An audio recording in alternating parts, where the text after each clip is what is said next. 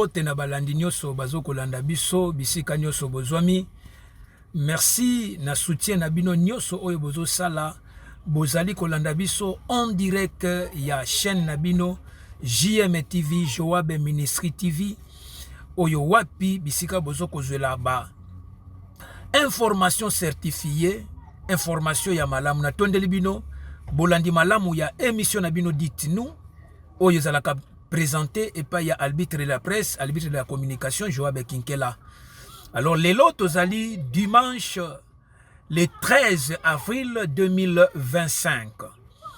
Ba actualité eza ebele ezoko pese la biso makambu ya kitoko. Alors na kati émission oyo naza na makambu misatu o na lingina sola na bino. Ya liboso eza na réseau moko ya ba mafie oyo ba uti ko kanga. Bango bazo salaka ba faux billets en dollars. Alors déjà ba inspecteur des finances ba démasquer réseau wana yangwana bozoko yangwana tokolobela lelo na esika o ya mibale tokolobela destitution ya bourgmestre ya commune ya Gombe ba destituer.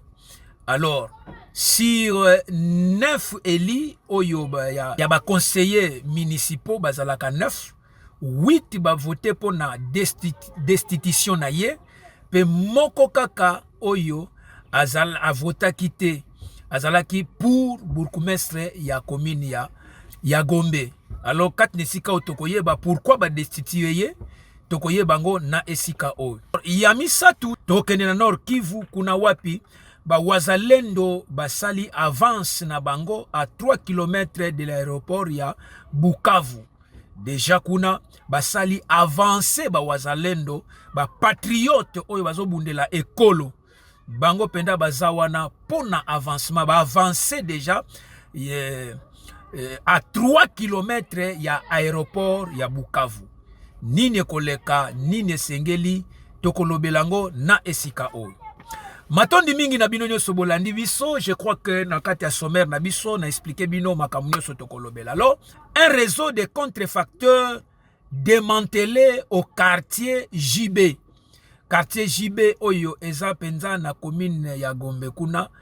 Eza na réseau moko contrefacteur. Na tango tozolobela contrefacteur, elinkoloba eke ba oyo basalaka ba faux billets.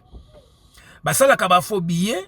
Photo yangwana na Tchelibino, yangwana ba démantelé bango depuis samedi 12 avril 2025. Le lotoza dimanche, c'était hier le samedi, ba démantelé ki réseau wana, ba démasqué ki réseau wana, réseau criminel financier spécialisé dans la contrefacteur des faux billets de banque. Bon, ça là, ba faux billet pour battre le kanako tambouissa, ba faux billet pour battre le kokose la batou, ba bengi bango oyo etangami, ba criminel financier, ba zui bango.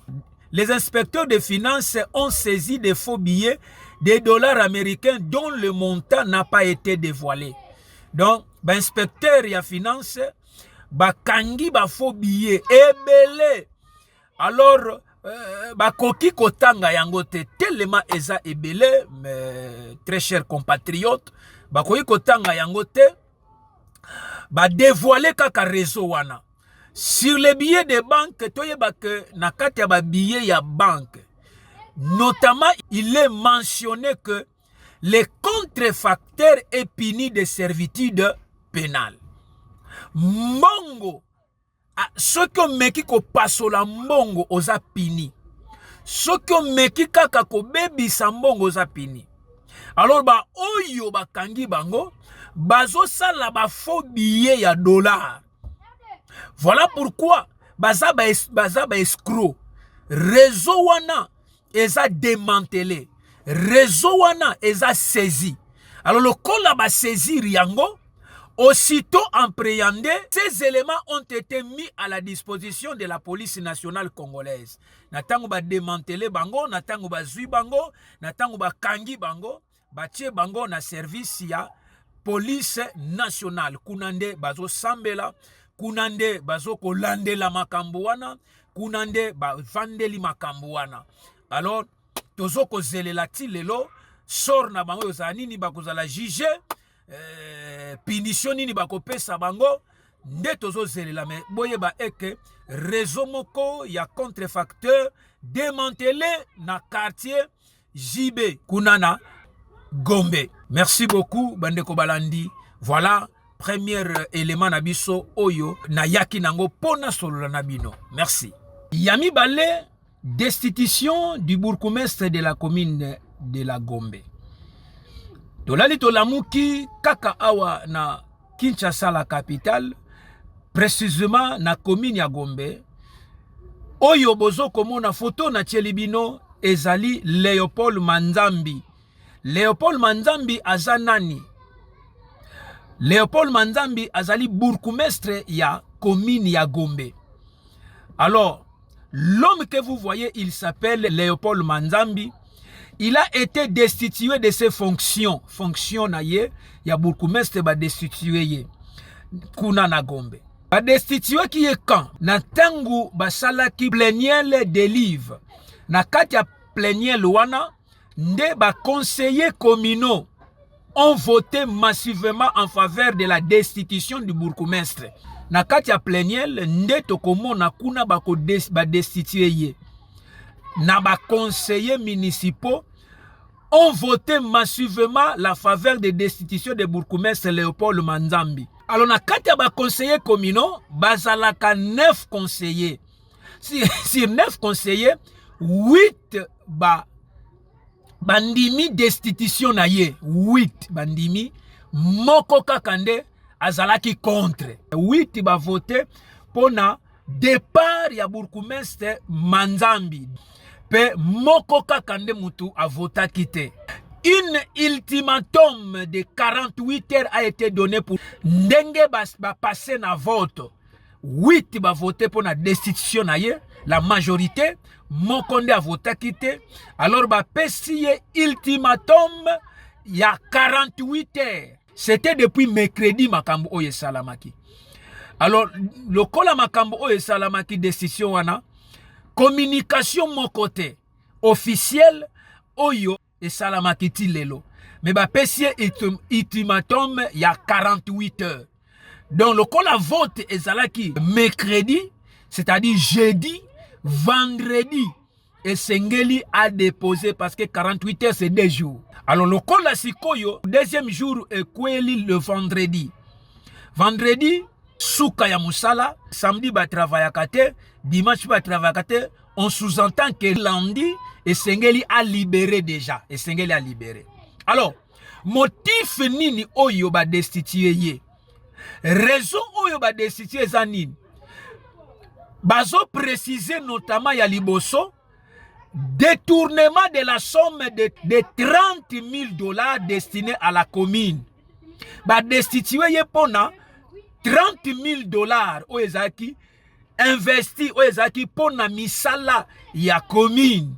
Oyo ezalaki investi pona commune, pona fonctionnement ya commune, ye a détourné yango, soit disant yende mutu a détourné yango. Voilà objectif ya liboso oyo ba destitué ye. Yami Balé ba destitué ye pour anini pona mauvaise gouvernance. A gouverner bien te. Ba gouverner bien te.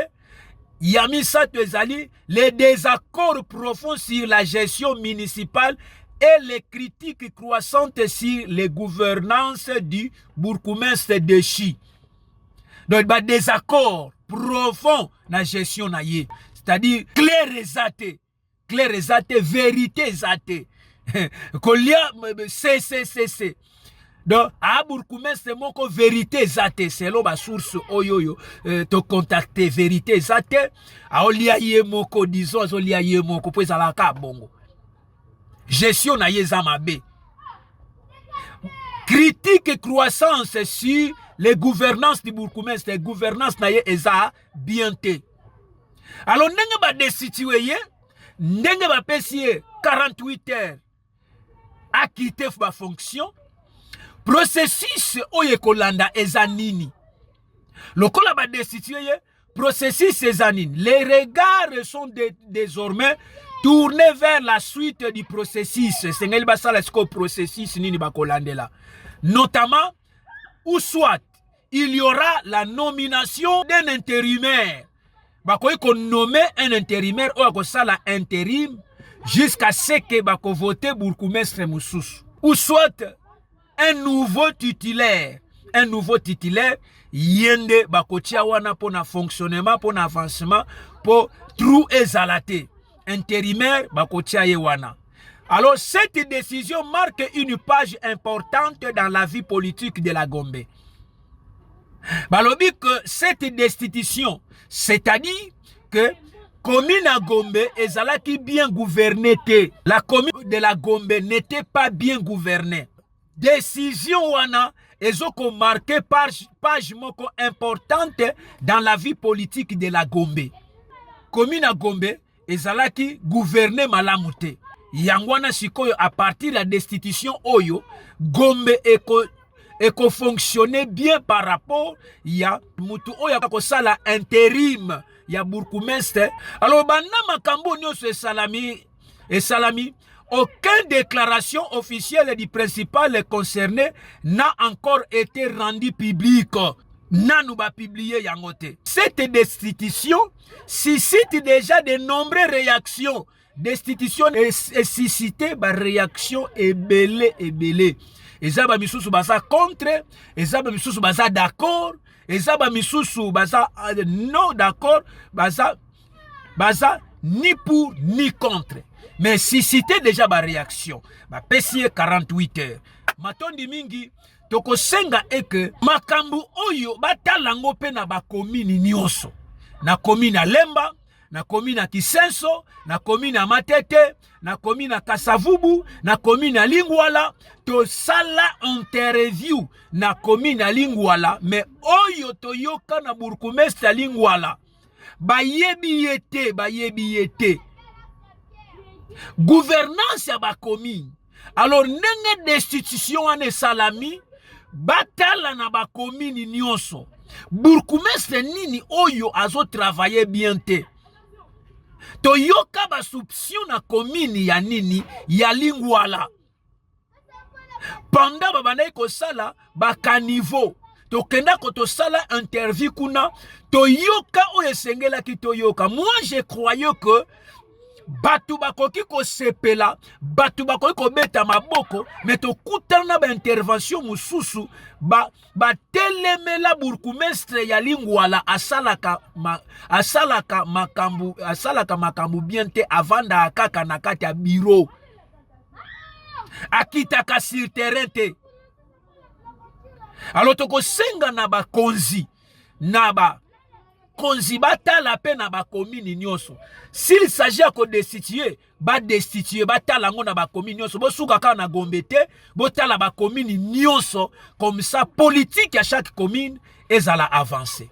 Merci na bino nyonso bozo kolanda biso. Je crois que bozo comprendre évolution ya ba actualité ndenge tozo kende nango. Alors to kembangu na Sud Kivu, na Sud Kivu ba wazalendo bazo ko avancer avance na bango ezana commis déjà à 3 km de l'aéroport ya Bukavu. Les miliciens congolaises alliés au FARDC Otobengi les wazalendo ont atteint ce dimanche ya lelo ndenge naso sale la bino vidéo oyo dimanche ya lelo le 13 avril na rond-point ya Kavumu à seulement 3 km de l'aéroport de Kavumu, situé à 30 km de Bukavu dans le Sud Kivu. Ba agression et salamiwana.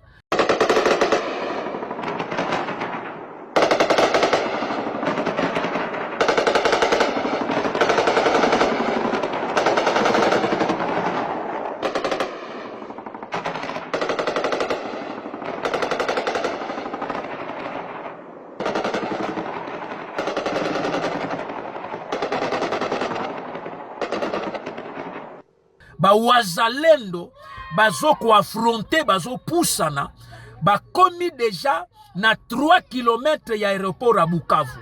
Donc ba salama sécurité ba ndeko ya Bukavu bo soutenir ba wazalendo ndenge bazo kopusana po ba récupérer aéroport, po ba récupérer ba terre ya bakoko longonia na ba wazalendo. Et cette agression marque un pas vers la reconquête de l'aéroport. Cette agression marque un pas vers la reconquête. Agression, on a affrontement, on a avancement, ils ont marqué déjà oyetangami reconquête. Va reconquérir aéroport ya Kavumu. Alors, les habitants de Kavumu ont célébré cette avancée. Merci beaucoup. Ba habitants ya Kavumu ba sepela déjà na avancé wana. Bazoko sepela bazolo banini ke ba wazalendo baya. Les affrontements sporadiques persistent sans bilan officiel pour l'instant. Bazoko avancé ba M23P ba résister malgré résistance na bango. Mais nous croyons que na force ya ba wazalendo, na force ya FARDC, ndenge trahison eza lisusu te bako récupérer yango. Le combat a déjà déplacé des milliers de civils et la situation humanitaire se dégrade. Combat wana est déplacé déjà plus de milliers de personnes, ba déplacé déjà dans ba affrontement za makasi lelo dimanche. Ba affrontement ba wazalendo bazana bosenga ya ko récupérer oyetangami aéroport ya Kavumu.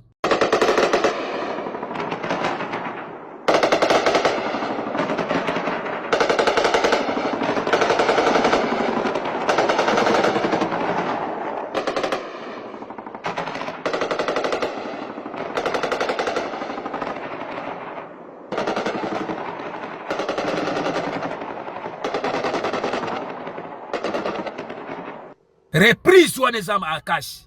Lelo toza boye na yepo na yebisa bino ke ba affrontement eza déjà ba wazalendo bazo pusana ba komi déjà à 3 km ya aéroport ya Bukavu.